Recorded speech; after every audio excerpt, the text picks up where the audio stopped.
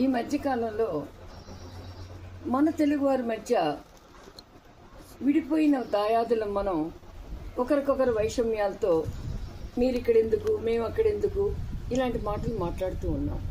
నాకు ఇవాళ ఆశ్చర్యం కలిగింది. ఎవరు ఈ సెంటిమెంట్ని రగిల్చాల్సి చూస్తున్నారో వారు ఈ రోజున కౌలాలంపూర్లో, మలేషియాలో అక్కడున్నటువంటి మన ప్రవాస తెలుగు వారితో మన రాష్ట్రాల అభివృద్ధి కోసం కృషి చేద్దామని మాట్లాడుతున్నారు. మరి వాళ్ళు తెలుగువారే కదా.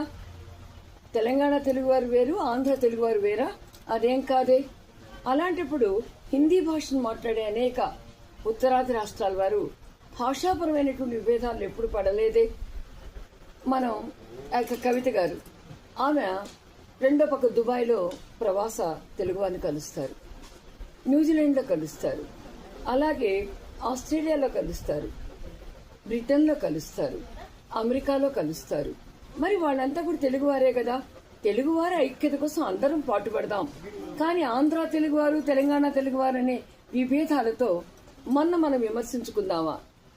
పోతన గారు ఆయన కడపకి వెళ్లి కడపలో అక్కడున్నటువంటి వెంకటేశ్వరి సన్నిధిలో ఆయన మహాభారతాన్ని పూరించలేదా?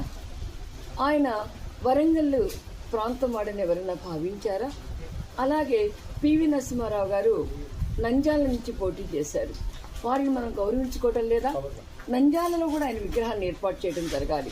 అలాగే డాక్టర్ సి నారాయణ రెడ్డి గారు, పోతన, ఇలాంటి వాళ్ళందరూ, దాసరథి రంగాచార్య, ఆరుద్ర గారు, ఇలాంటి వాళ్ళ విగ్రహాలన్నీ తెలంగాణలోనూ ఉండాలి, అటు ఆంధ్రాలోనూ ఉండాలి.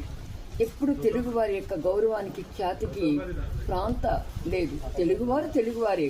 ఇటాలియన్ ఆఫ్ ది ఈస్ట్ గా గుర్తించబడే ఈ తెలుగును గౌరవిద్దాం.